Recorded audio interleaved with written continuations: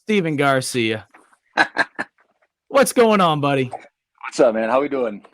I'm doing well. We got a lot of people excited that you hopped on here today. Good. Obviously an exciting weekend with Alshon getting his jersey retired. We'll get into that because a lot of people, they still have memories, obviously the Alabama game, but just that time period. And obviously that was the heyday outside of the Black Magic year of Gamecock football. So we'll talk about plenty with that. But I got to ask you, though. I mean, we talked about as hell, man. It's hot as hell. That's why I'm not wearing a shirt. It's. I just picked up my daughter as I was texting you. I'm still kind of sweating. I had to get the fan going here. Oh, you're all good. I mean, this isn't a PG show, but we'll just try to keep the swears to a minimum so I don't have to get yelled at later. But right. So we're all good with the sponsors. But Steven, I mean, it's a small sample size. Where have you seen South Carolina just improve from week 1 to week 3 as an offense? It's so easy to say the protection, but are you noticing anything different over the last couple of weeks? I mean, I think the protection is hands down the better part of the operation. I think the defense is definitely playing well as well, a little bit better than they did against. Obviously, Drake May is a hell of a. I mean, he's the Heisman hopeful, so it's kind of tough to keep him contained. But yeah, for the most part, I would just say, like everybody else is saying, the protection is vastly improved, and I think Spencer's doing a better job. Not necessarily looking at the rush as much as I thought he did the first week, and I caught a lot of hell for saying that on Twitter, but I call it like I see it, man. I mean, it is what it is. No, you do. What have you seen, though, that you like with what Dal Loggins has done? And we'll talk a little bit about the run game. I was talking about that before you hopped on. Obviously, you have to work with what you got. They're trying to figure things out in that running back room. But to go from what we saw week 1, getting sacked 9 times, to heading into week 3, and obviously they could have probably adjusted a little bit better in that second half against Georgia. But all things considered, they're ranked 8th in the country for passing offense. They're without their top receiver, Juice Wells, for most of the season, or the majority so far. You don't have a running game. I know the Boston accent slipped on. Yeah, I was about to say 2-5. I know you love it. What have you liked that he's done? And if you can explain to people maybe some of those things other than, oh yeah, they're just throwing the football. I mean, you saw this past week, on the touchdown to Juice before he got hurt, or I guess the play he got hurt on, but. Yeah, just getting the ball out of Spencer's hand, pretty quick. If the line isn't blocking as well as you prefer, or if that well at all, get the ball out of your quarterback's hand. Let put him in the playmaker's hands and let the receivers block downfield. And it's a lot easier to block defensive backs than I think it is 350-pound linemen. So, I think he's doing a better job just getting the ball out of his hand and getting into the playmaker's hands. It's very simple. We've seen, obviously, a lot of short passes, screen passes, and anyone that follows football knows that if you're not able to get the run game going, or even if you are, those passes are an extension of the run game. If South Carolina continues to struggle this weekend, right? Let's say they go out there and they have the game plan of, okay, hey, we're going to do this. We're going to put Mario Anderson out there. We're going to do whatever the case may be, and it's not working. What else can you do? Because I know there's going to be fans that get frustrated, but is there anything else that you can do if the run game's not working and you're trying to find a way to find that extension? Well, as I'm sure you are well aware of, man, fans get pissed off and irritated regardless of what is happening.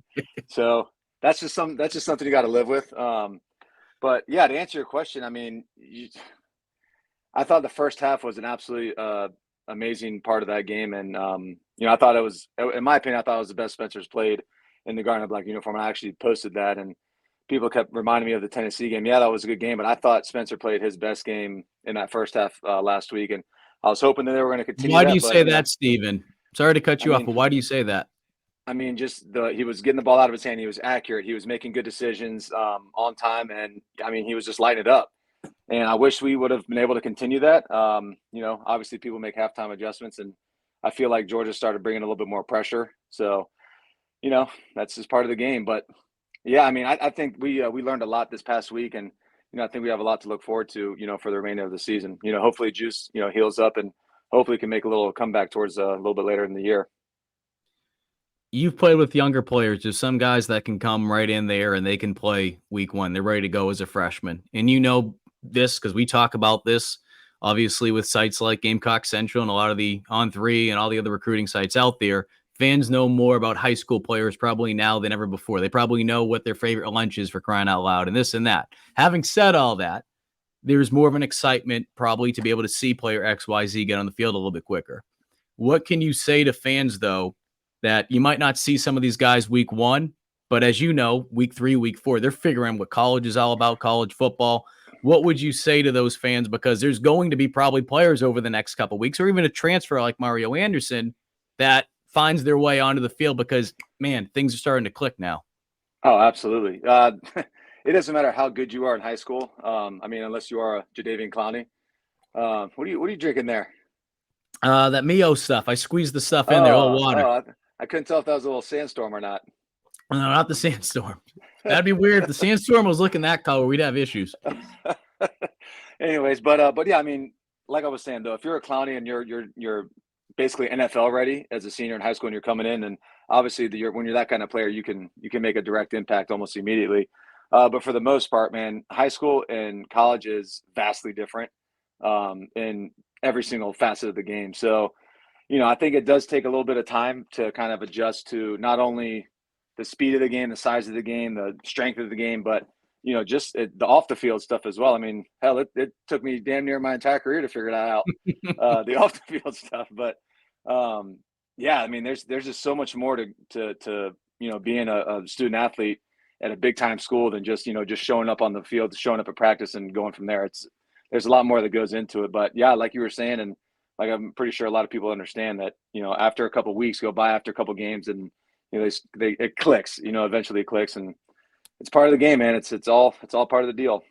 Yeah, because I know we don't know the specifics. I told people that next week on GC Live on Tuesday, Carlins Patel, obviously he transferred in from a Division II school and he played defense, but we were talking about this and he's like, man, game 4, game 5, it started to click, and he started the rest of the year at nickel, went on to sign with the Steelers. I bring that up because Mario Anderson 2 weeks ago, he said that he's trying to continue to grow from a mental standpoint, right? The mental side of it all. When you hear that, though, is that what you're thinking? Like he's just trying to figure out whether it be the playbook, because it's different from D2. Like when he was out there against Georgia, we saw on that run, and I said before you hopped on, your old teammate Mike Davis even said, he's like, I like the way 2-4 runs the football. I mean, is that kind of what you're thinking that is? No, absolutely. There's no doubt about it. It's either no matter where you go, and even you ask Mike about what the adjustment was from SEC football to the NFL. I'm sure he says it's a hell of a lot different too. So I mean, every time you make that jump from level to level, it's going to be crazy, and you just got to be mentally prepared for it. You have 2 young offensive linemen out there, and there was a comment that Spencer Rattler said the other day. I don't know if you had a chance to hear it, and I'm paraphrasing, but someone asked him about, what do you say to a young offensive lineman when they have a full start? And Rattler quickly came out. He's like, I could care less about that. He's like, he's a freshman. He's making his first career start in Georgia. If we have a veteran wide receiver, we have one of these other veteran guys make a mistake, where that's not going to be acceptable. But for him to not allow a sack in a game like that, that's more impressive than a full start. I say that because what can that do from a leadership standpoint, right? You're a younger player. You hear the starting quarterback, your leader on your team, your captain say that for you. I mean, what can that do from a confidence standpoint for a guy like Big Tree who lives up to his name? I don't know if you've seen this guy, but holy cow, his paws are freaking big, man. Yeah, I mean, no, you already said it. It's that is the ultimate confidence booster, and confidence is 90% of the damn game, to be honest with you. All these guys can run, all those guys can throw, catch, the whole deal. Some do it are better than others, but for the most part, man, it's confidence. If you go into a game and you have that confidence, if you have the confidence of your coaches behind you, you have the confidence of your starting quarterback behind you, I mean, you're going to play a hell of a lot better.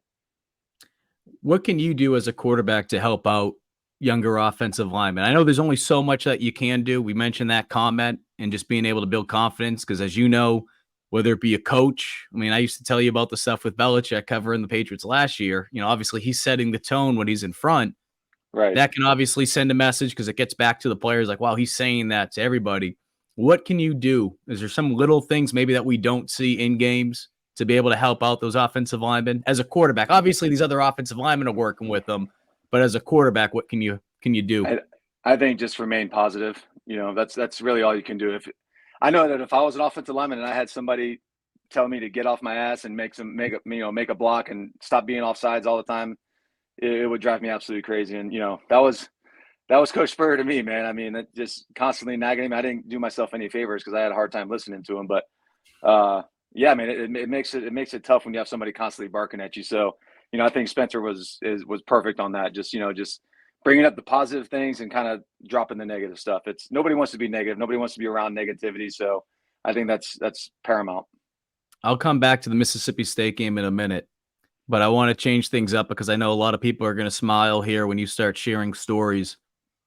To see one of your teammates get his jersey retired, I know you got to see Clowney, and we all knew how special Clowney was, but I think it speaks volumes from, I think it was maybe a year ago, 107.5 The Game did their list of, I think it was like, the 30 years being in the SEC, the 30 greatest Gamecock football players, and they voted Alshon as number one. So it just speaks volumes of what this fan base continues to think of Alshon. I've been able to get to know him over the last couple of years, and I think more than anything, what I'm impressed by is what a friggin' just good dude, good family man. He's got beautiful children. What can you tell us about what this will mean as a teammate to see that guy be able to get his jersey retired this weekend? It should happen a hell of a lot sooner, in my opinion. I never got a chance to play with Sterling. I've met him a few times. Never got a chance to play with Sidney Rice. Met him a few times, but and the list goes on and on. But in my opinion, Alshon's the best receiver that's ever put on the garnet and black. So for him to get his jersey retired, and for me kind of being a part of that, it's unbelievable. It's awesome. And I'm so happy for that damn guy.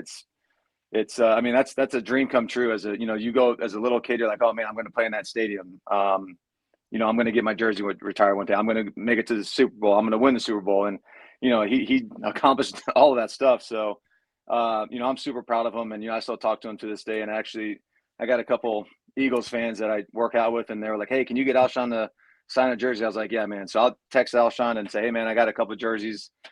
Send me your address so I can send them to you. I appreciate it. And he's like, yeah, man, no problem. So he's just that kind of guy, man. He'll do whatever he can to help you out. And I consider him a good friend for sure. And I'm happy as hell for him. A lot of people think about those two throws against Alabama, but is there any other throws that just stand out to you that he made and you're just like, how the hell did he come down with that? A lot of them. I wasn't always super accurate. So he bailed me out several times, and I'm trying to think. I mean, maybe in the swamp in Florida, it was like a 3rd and 15 or something. And I threw over the ball. That was probably like, it had to be maybe 12 feet in the air, and he just hopped up, caught it, and they took his legs out from under him. But that's one of the catches, one of the many. But yeah, I mean, he was so easy to throw the ball to. Just made everything just super easy. I was going to say, when you have a receiver, and you played with some dudes, I mean, you played with some talented wide receivers, but him in particular, how much easier does that make your life? I mean, right now we've seen that with Juice, and unfortunately he's not healthy, but we're seeing that with Xavier Legette. And I don't want people to start saying, oh, Mike's comparing him to Alshon. No. I'm not saying that. No disrespect to X, but you had a guy that you knew if you threw it in his vicinity, he was probably going to come down with it. Right. And that's a huge relief. And it's the same thing with Lattimore behind you. If I hand the ball to him, he's gonna somehow lean forward and at least get positive yardage. He's not going to get tackled in the backfield. So, when you have those kind of guys, kind of weapons behind you, around you, I mean, it makes football a hell of a lot more fun for sure. I know you hate when I ask you questions like this. I should have asked you this before you hopped on, kind of putting you on the spot. Any stories that you can tell about Alshon? I mean, even if it's not like the funniest story of it all, or just the memory, it could be just something stupid that he would always do in the locker room. I don't know. I'll try not to get you in trouble. No, I'm trying not to get Alshon in trouble. So I'm not. I have a story, but I'm not going to go there. I'll text you off the record. But I mean, he's just such a quiet kid. Kind of kept to himself throughout the whole time that I was there with him. Yeah, I mean, not really super outgoing. Just kind of kept his head down and worked hard, man. And obviously it paid off. And like I said, I'm super freaking excited for him. And he's so well deserving for this. There's a comment here from one of our regulars. God loves comics. I don't know exactly what I'm just relaying this, so you might not know what the heck what he's saying. Ask him about the first time he saw Alshon practice. He saw Alshon loping around on the field and said, "This is the 5-star guy." Do you know what he's talking about? Oh, God, who said that? I forgot who said that, but yeah, I do remember that because he took his shirt off like I have right now, That's why and you're doing it today. It has nothing to do with the fact that you're always shirtless when you do these interviews with usually a beer in your hand. I wish, man. I haven't had a beer all week, man. I'm starving. Um, Third but kid will do that to you. or have more beers for that matter. But yeah, I forgot who exactly said that. But he took his shirt off, and everybody's like, "There's no way in hell this guy's a 5-star receiver. Like, absolutely zero chance." And it was Zach Brindise, if you remember that guy. Mhm. He was in at the time, and they were like, "Alshon, just go deep." So Zach takes a 5-step drop, throws it deep downfield, and triple coverage, and Alshon comes over top and just snags it over 3 of the guys, and everyone's like, "Okay, well that's why he's a 5-star guy." And he just did that for the rest of his entire career, and obviously it worked out. I know we had a chance to hear it from him, but I know you in particular and a lot of the former players, they're very happy that Shane Beamer's back. I know how much he means to you guys and the fact that he was part of that coaching staff when you guys were there. He shared a story that, he called Alshon and he was trying to do everything he could to recruit him. And he remembers just sitting on his back porch trying to get him to come to South Carolina. And then years later, he's the one that gives him a call with Ray Tanner to say, "Hey, your jersey's being retired." How neat of an opportunity do you think this weekend's going to be for Shane? And the fact that there's already so many former players that are happy that he's back there, what can a weekend like this do? Because there's going to be a lot of recruits there too. Just seeing the way that a guy like Alshon and some of the former players that will be there will interact with Beamer. Oh, absolutely. I mean, Coach Beamer, I talk to him all the time as well, and he's one of those guys that will do exactly what he says. If you ask him for a favor and he says he can do it, he's going to do it. And it's hard to find that kind of mentality these days. And I think it's going to be big for these recruits to come to this game, and hopefully we beat their ass. I have a good feeling we will. But I remember when I was getting recruited, my biggest thing was asking the former players or the current players, like, "Hey, what's coach really like? What is the deal here?" And you're not going to find many players, if any, that are going to have anything negative to say about Coach Beamer, and that goes a long way towards helping out in recruiting. Back then, it did. I think this day and age, you got to have a little bit more money in your pocket to convince some guys to show up. Well, just strictly speaking from a recruiting standpoint, I mean, the NIL stuff aside, the stuff that you can control, obviously they've done everything they can to be able to juice up their offensive line. We're seeing that right now with the two true freshmen that have been getting in there. As you know, this fan base, win, loss, sneeze, cough, whatever, they're on the edge of their seat for everything. But are you optimistic about the direction where it's heading? Absolutely. Absolutely. I think as soon as we hired Coach Beamer, I thought that was in the right direction. So, yeah, we just got to keep it going. Keep it going. Obviously, that week 1 loss against North Carolina, the way we lost it, obviously pissed a lot of people off. It pissed me off pretty good. But that's life in the Serengeti, man. You win and you lose. But yeah, I think the direction is definitely the way to go.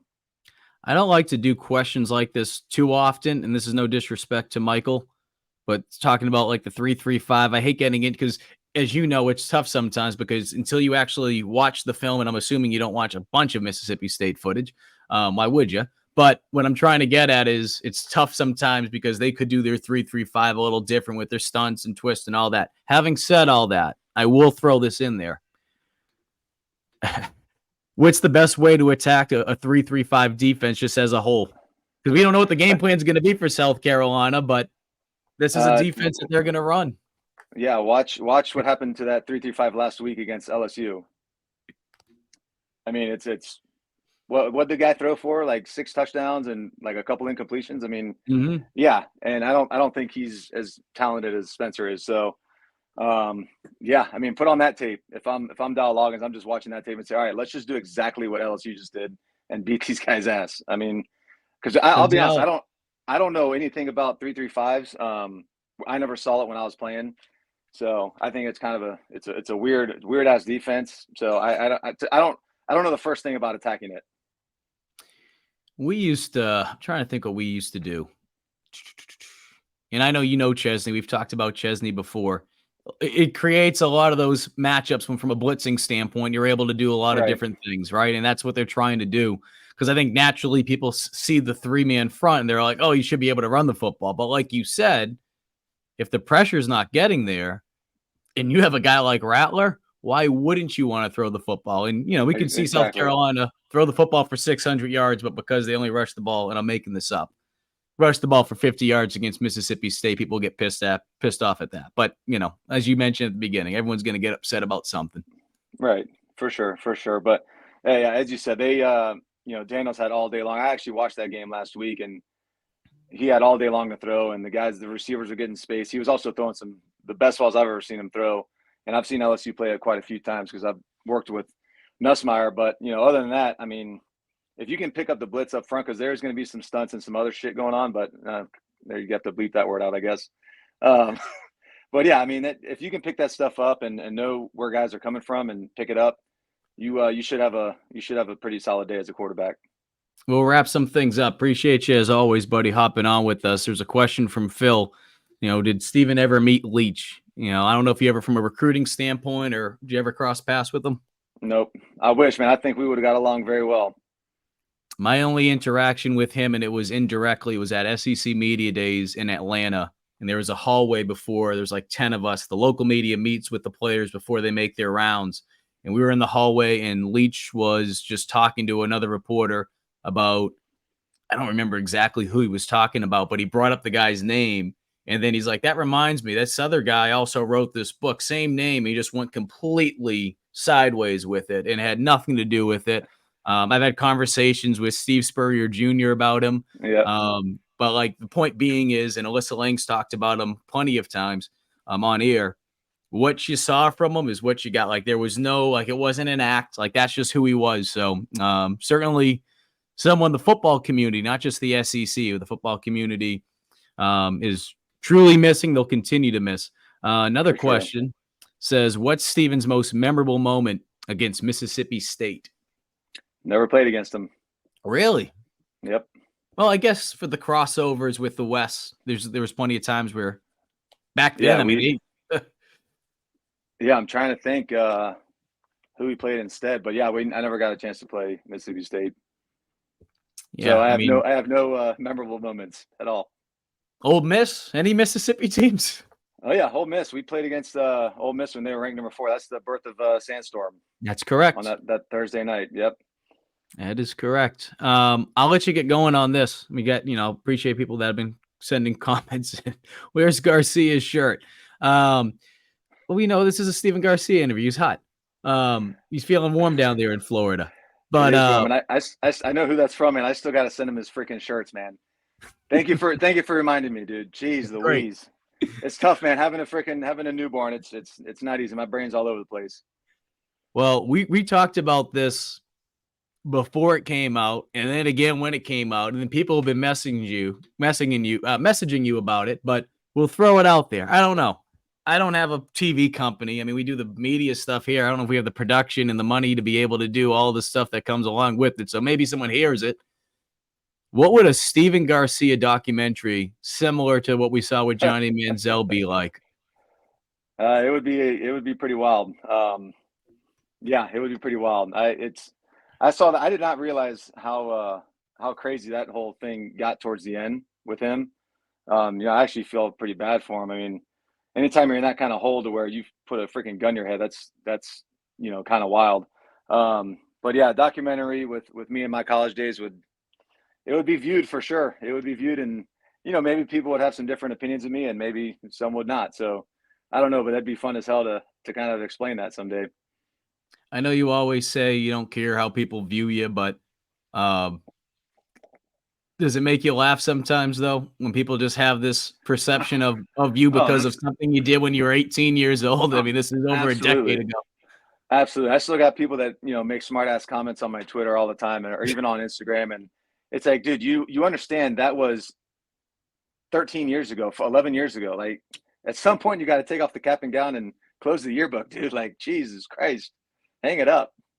But yeah, I'm not worried about what other people that I've never met. And they don't even have their actual picture as their avatar or whatever, their little profile picture. So yeah, it doesn't bother me one bit. The last question I'll ask you, and I'll let you get going. What has it been like having another daughter? I mean, I know you had 2 kids before, right? No disrespect to them, even though I beat your son's butt in NHL. We got to get. I know Memphis is first off. I want to get back to Memphis in a minute there, but being able to have a daughter again, what's it been like for you? What, 6 months now? What is it? I'm losing track. She's just over 7 months now. So 7 months now. Yep. So I hear her crying right now, and hopefully my other daughter's taking care of her. But yeah, I mean, it's been a blessing. She's going through the teething stage right now, which is not a blessing, but it's a short little time period of nonstop complaining and crying. But yeah, I can't wait, man. And we're not done yet, or I'm not done yet. So in Memphis is coming along, man. We're seeing the highlights of him. Remind people what great he is, and just how things are going for him, because he's playing quarterback. Yeah, so he's a sophomore.